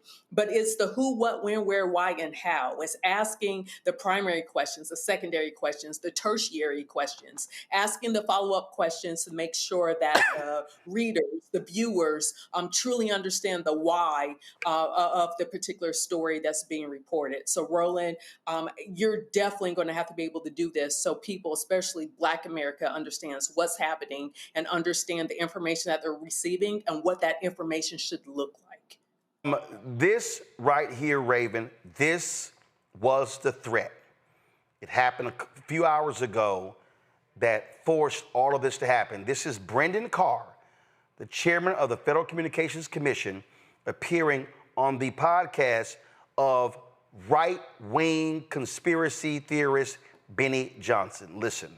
There's actions that we can take on licensed broadcasters, and frankly, I think that it's really sort of past time that a lot of these licensed broadcasters themselves push back on Comcast and Disney and say, listen, we are going to preempt. We are not going to run Kimmel anymore until you straighten this out, because we licensed broadcaster, are running the possibility of fines or license revocations from the FCC if we continue to run content that ends up being a pattern of news distortion. So I think, again, Disney needs to see some change here. But the individual licensed stations that are taking their content, it's time for them to step up and say, this, garbage, to the extent that that's what comes down the pipe in the future, isn't something that we think serves the needs of our local communities. But this sort of status quo is obviously not acceptable where we are. Carr says nothing about right-wing lies, ever. Now I need everybody to understand, What this was, Andrew, this was Carr threatening ABC, threatening the local stations, and they buckled. Oh, we're taking him off the air for an indefinite period of time. Now, not apology. This ain't even Brian Kilmeade who said, let's kill the homeless, and he gave this half-hearted apology, was back on the air the next day. No, this is Donald Trump and MAGA forcing big media, mainstream media, to bend the knee and to bow down to him. Yeah, and it is very, very scary to see somebody that's been such a pillar of comedy in Jimmy Kimmel fired because of the comments that he made during a show that is loosely supposed to be satire. And, that the Charlie Kirk issue has been such a polarizing issue throughout the United States, which I don't quite fully understand, and I have my own personal opinions about it, and I feel as though, Jimmy Kimmel being fired for this is ridiculous. No. He's not fired. No. He's not fired. His show is being definitely suspended. Go ahead. Definitely suspended for this, and the hypocrisy in which the right is moving. And for journalists who want to tell the truth going forward and want both sides of the story, now they have to be looking over their shoulder and wondering, well, is this going to get me fired? If I report on this person and is this going to be something that possibly ends my career? It's no longer about the truth now to them, right? It's about the impact of how their bosses or how their bosses' bosses might view this. And it's completely hypocritical because the main argument that they're saying about Charlie Kirk is that he was telling the truth. Someone else tries to tell the truth, they get indefinitely suspended. And last thing about Jimmy Kimmel, he's indefinitely suspended. But Roland, it seemed like he might be on the market for a while, so you can't say that. But here's the deal here, Raven, and so we're going to play for y'all. This is exactly what Jimmy Kimmel said. We hit some new lows over the weekend with the MAGA gang desperately trying to characterize this kid who murdered Charlie Kirk as anything other than one of them and doing everything they can to score political points from it. In between the finger pointing, there was grieving. On Friday, the White House flew the flags at half-staff, which got some criticism. But on a human level, you can see how hard the president is taking this. My condolences on the loss of your friend Charlie Kirk. May I ask, sir, personally, how are you holding up over the last day and a half, sir? I think very good. And by the way, right there, you see all the trucks. They've just started construction of the new ballroom for the White House, which is something they've been trying to get, as you know, for about 150 years. And it's going to be a beauty. Yes. He's at the fourth stage of grief, construction. Demolition, construction. This is not how an adult grieves the murder of someone he called a friend. This is re-rack that. I want y'all to understand. This is why they're mad at him. I want y'all to understand. It literally lasted 3 seconds. So, before I go to Raven, play it again. I want y'all to listen to this here, because to understand why the right is so angry and they call for his head. Listen to this.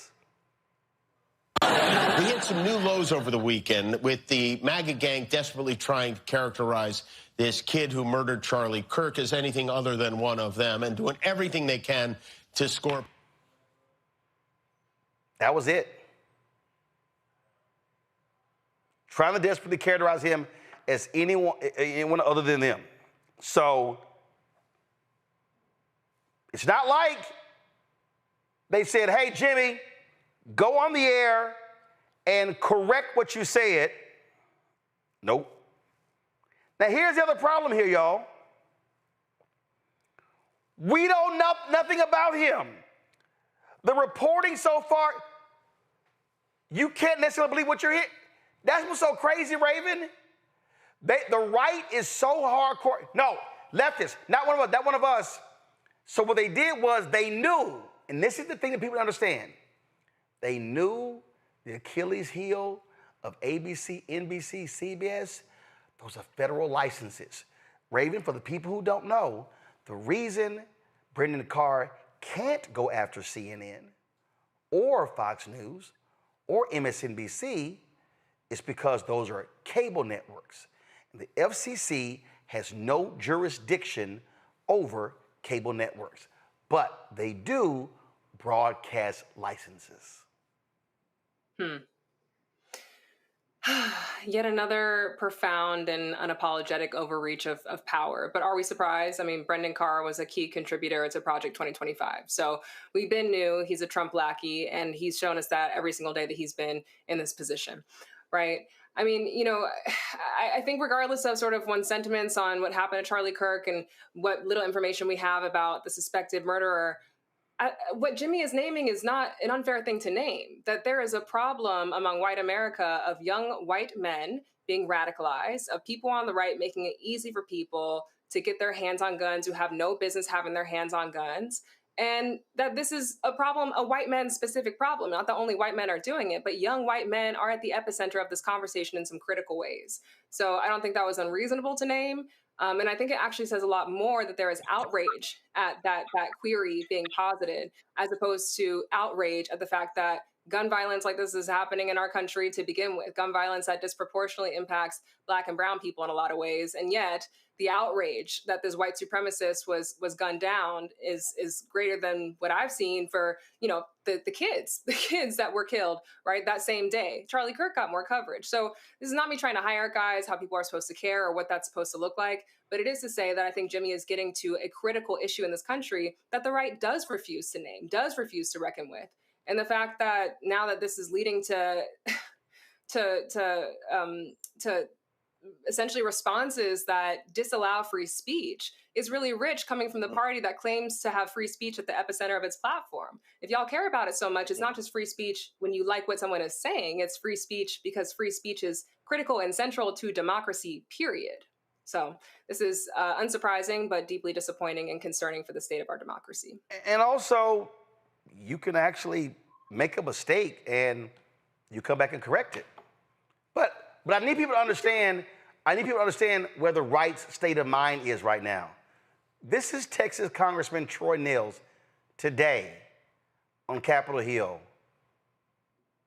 Y'all, this is not AI. This was actually stated on Capitol Hill. Charlie Kirk was a man of faith.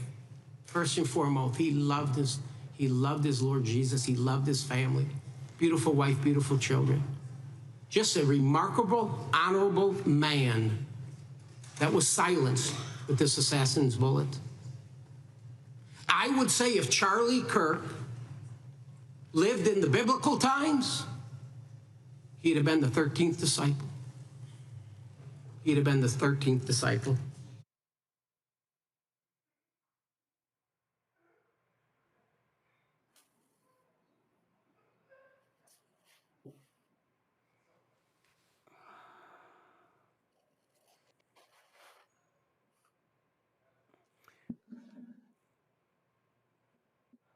He also wouldn't have become a conservative star because if he had been one of the disciples sitting on the teachings of Jesus, he would not have had the opinions that he had.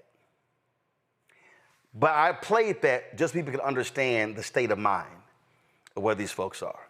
So it is no shock at all that they have now claimed, oh, we got another one. Y'all, this is their mission.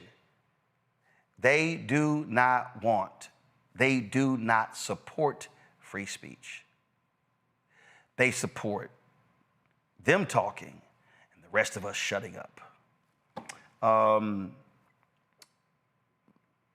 Let me do this here. All right, so it was craziness on Capitol Hill today.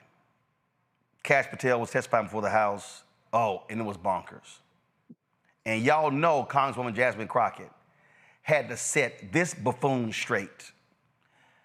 And so she did. I definitely take issue with a number of decisions that Donald Trump makes, especially when it comes to the people that he decides to appoint to very important positions, including this one, because I did have to make sure that I wasn't going crazy. But when I say that you are the least qualified FBI director in the history of the FBI, that is real, because you are the only one that never even served with the FBI prior to joining, yet we are supposed to believe that you are the greatest thing since sliced bread. I didn't ask you a question. Now, what I want to go through is to talk about why you are a failure and why, honestly, we just need to tell you bye-bye. I know that you got a little upset and you put on your show for your boss because it seems like you're trying to save your job when it came to talking to Senator Booker yesterday. But let's go through some of your failures. So before you were even confirmed, and I think one of my colleague from Georgia, pointed out that you were already targeting career officials so that you could direct illegal firings. Mind you, these cases that you were so upset about, which are the ones tied to Trump, the cases came through his handpicked FBI director. And frankly, when people sit around and say things like, oh, you know, we're happy because now we feel safe. I don't know who feels safe in this country except for the white supremacists, because I specifically as a black woman definitely don't feel safe. And frankly, my colleagues have been real nice to you today, and I applaud them, but I don't have the same demeanor because I know that multiple colleagues on this side of the aisle have faced death threats. In fact, somebody tried to kill one of my colleagues. And frankly, I don't know if this FBI or under your leadership, if those people would have been caught. I don't have any confidence in you. And if we start talking about the reasons that I lack confidence, we could start with you not just wanting to acknowledge some simple facts. Simple facts like the vast majority of the threats are coming from right-wing extremism. And I know my colleagues have tried to stress this, but I decided that I would maybe do it in a different way. Number one, I have a couple of UCs. Kim Buck, one of multiple Republicans receiving death threats for voting against Jim Jordan as House Speaker. Without objection. Another one, Republican lawmaker says she received death threats after voting against Jim Jordan in Speaker's race. Without objection.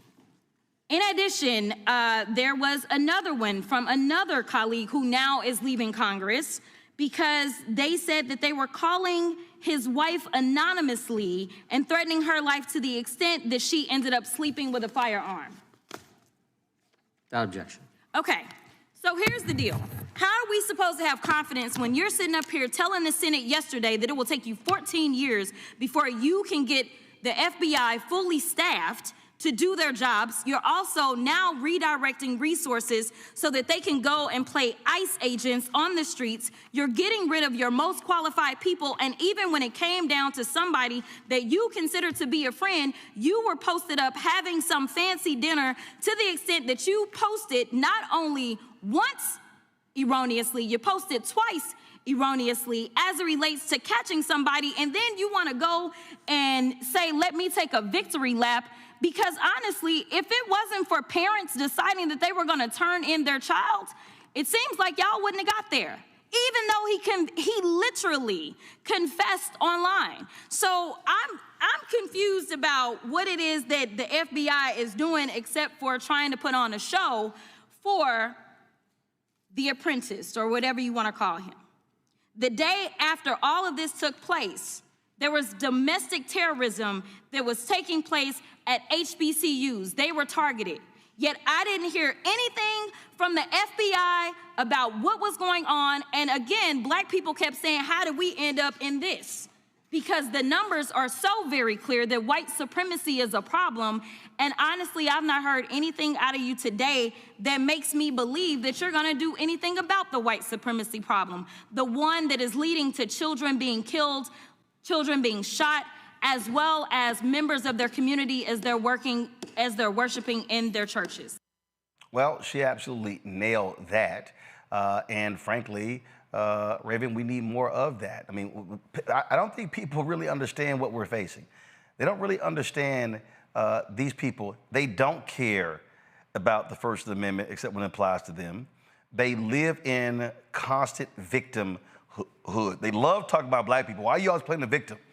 The greatest people who play the victim the most are Republicans, conservatives. I mean, they think, oh my God, we can't have jobs, no one wants to hear us, we can't. That's all they do is whine.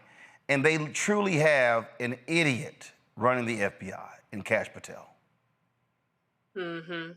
You're absolutely spot on, Roland. I mean, I just love watching that clip. Congresswoman Jasmine Crockett is such a firecracker. She just don't miss, does she? Oh my God, every time she opens her mouth, I'm like, yes, pop off. Not a single lie was told, right? And I felt her when she said that she does not feel safe in this country as a black woman. That's real.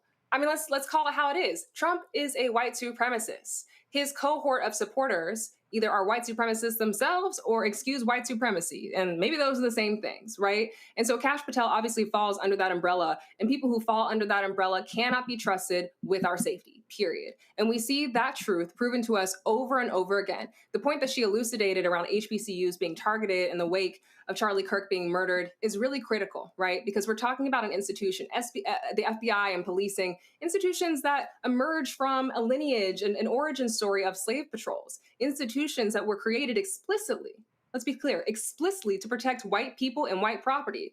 So just because Kash Patel ain't white doesn't mean he's not doing the bidding of white supremacy. And I want to be really, really clear about that. I'm not surprised that there wasn't an outpouring of outrage or support for HBCU students who are being targeted in the wake of something they ain't got nothing to do with us or with them, right?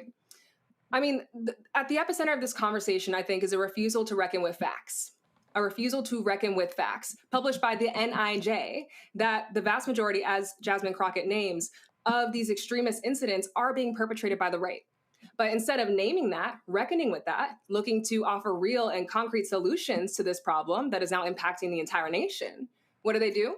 They take down that study from their website, right? We saw something very similar happen actually with the ADL about a year ago, where they had a whole database of, anti-Semitism, extremist events, who are perpetrating those events. Almost every single event that they had in their own database was perpetrated by the right. And when people started to name and expose that, they took the database down. So what we're seeing is, whether it's an administration or an organization, data, research, credible research that underlines what the real problem is being obfuscated because it doesn't align with what people's politics are in this moment, with what certain administrations and organizations are aligned with in this moment. And not only is that fundamentally intellectually lacking integrity, it's dangerous because it doesn't actually get us closer to finding a solution to the problem. Andrew? Washington, D.C. is coming off of about a month of occupation from the federal government because of dangerousness. And I say that because now you have a situation where it is clear that white supremacists have always been dangerous, and now they're being emboldened by the federal government to be dangerous. And we're all on notice. We're all fearful. And it seems like it's not just a black problem, it's now becoming a white problem. And at what point do we all unify and put race behind us and unify as a people and say enough is enough? This has to stop. The violence needs to stop. And the only way that it is going to stop is if the people rise up. We got election coming up. The people rise up and they say we have to vote these people out of office and take our government back. Rebecca? Roland, if you haven't read this, go ahead and read it. If you don't like reading books, it's also an audiobook. I think people are going to really have to ground and center themselves to understand what they're experiencing, what they're seeing, what we're hearing, and the reason why we're hearing these things. I encourage people to get as much information right now. Look at different historical books that talk about when we've been here before as a country, in order to dig in and prepare for what's next, and also to make sure you're keeping your families, yourselves, and your communities safe as we travel this time period. Well, folks, it's a whole lot we have to deal with and confront. And I was going to get into the Ezra Klein, Ben Shapiro, deconstruct a portion of that ridiculous interview. I'm going to have to do that tomorrow because we had the breaking news coverage to cover as well. But Rebecca made the point earlier. Folks, if you don't see what we're about to roll up against, we have mainstream media capitulation, left and right. Washington Post. Wall Street Journal's already right. Fox News. Fox is lauding Jimmy Kimmel, saying he lied. That literally was a 2-second comment in his monologue. But Fox lied for months about the election and had to pay $787 million. So they may want to sit this one out. And I'm telling y'all right now, if you look at the landscape of black-owned media, black-targeted media, it's barren. Y'all, it's barren. I'm telling y'all. When we travel this country to cover stories, there are virtually no black media people there.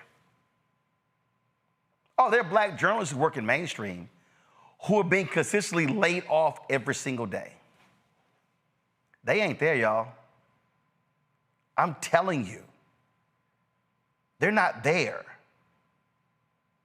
What we're trying to build here is a focused newsroom on news and issues that centers African Americans. Real journalists. Folks who know how to make phone calls, who know how to research, who know how to report.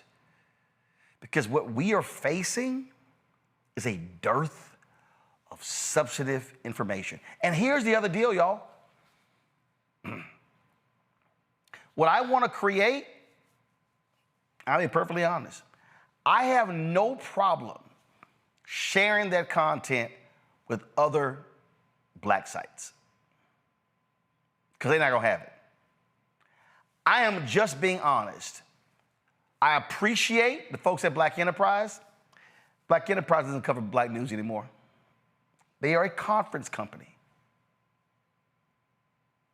You have to do what you have to do to keep the doors open. And it's simply a fact. Essence is not covering the news and issues that impacts black women like they used to. They're not. Ebony is an Instagram page. Now, they're trying, they hired Corey Murray, who is phenomenal, used to be at Essence, but she has an uphill climb at Ebony. TV One has no news programming whatsoever. Clio TV, none. BET has a 1-hour monthly magazine show. Y'all, the vision that I have is one that I had when I ran Black America Web in 2001, that I had when I ran the Dallas Weekly and the Houston Defender. We're now going back, y'all, to 1998. I'm telling you right now, what we can ill afford having somebody else in control of telling our story. And folks, this is just September. Trump has been there 8 months. This is going to be another 3 years and 4 months. Y'all might as well prepare for it. So what we have to do, remember that commercial, Protect This House? I think it was an Under Armour commercial. We got to protect this house. We have got to have an outlet that speaks to our issues, that is informing our people. And frankly, we got to have thousands and tens of thousands and hundreds of thousands of our people watching this show every single day. Because them silly-ass debates on CNN with Scott Jennings is a joke. Okay? What you're seeing, these other networks, it's a joke. And I'm telling y'all, it's a lot of stuff that's about to go down impacting black people. And if we are not prepared and informed and enlightened, but instead we're so focused on being entertained, we are going to have a serious problem. Support the work that we do. Join our Bring the Funk fan club. I'm telling you right now, dollars being put to use. We are covering the stuff that matters to our people. So if you want to contribute via Cash App, use Stripe QR code. See at the bottom right-hand corner. PayPal is R Martin Unfiltered, Venmo RM Unfiltered, Zelle, Roland at RolandSMartin.com, Roland at RolandMartinUnfiltered.com. Check some money order, make it payable to Roland Martin Unfiltered, P.O. Box 57196, Washington, D.C. 20037-0196. Download the Black Star Network app. Now, understand, let me explain to y'all. The reason I want you to watch our show on our YouTube channel, because we generate more revenue based upon the views. Come on, come to me. Thank you, come to me, thank you. Come on. We generate more money with the views on YouTube. But the reason I spend $160,000 a year on the app, and we do not make money on the app, but I spend that money every year in case Facebook, YouTube, Twitch, or Instagram says, no, we're not gonna run that show. That's why I want you to download the app. So we always have a place for our content to go, and we're not controlled by somebody else. Android phone, Apple TV, Apple phone, Android phone, Apple TV, Android TV, Roku, Amazon Fire TV, Xbox One, Samsung Smart TV. Get my book, White Fear, How the Browning of America is Making White Folks Lose Their Minds, available at bookstores nationwide. Get the audio version on Audible. Get our Black Star Network, Roland Martin Unfiltered swag. Go to shopblackstarnetwork.com. Support the black-owned products you see to my right. We have all these products on shopblackstarnetwork.com. Also, I want every single one of you downloading Fanbase. Fanbase is a black-owned social media platform that allows for us to be able to speak freely. And so if Instagram decides to say, no, Raven, we're banning you, and trust me, they're doing that. It's not gonna happen on Fanbase. Y'all, I'm trying to tell y'all what's going on here. The ability to have audio rooms, video, all that sort of stuff on the app, they've done a whole new update. Those things have happened. Things have been cleaned up. I'm telling y'all, even these tech people are buckling to Donald Trump. They're bending the knee. The oligarchs, the people who got FU money, are scared of him. We cannot buckle to fascism. Download Fanbase and support it if you want to invest. StartEngine.com/Fanbase. Raven, thanks a bunch. Rebecca, thanks a bunch. Andrew, I appreciate you being on the show as well. Thank all three of you being on today's panel. I really appreciate it. Folks, that's it. I'm going to see y'all tomorrow right here. Roland Martin Unfiltered on the Black Star Network. Holla!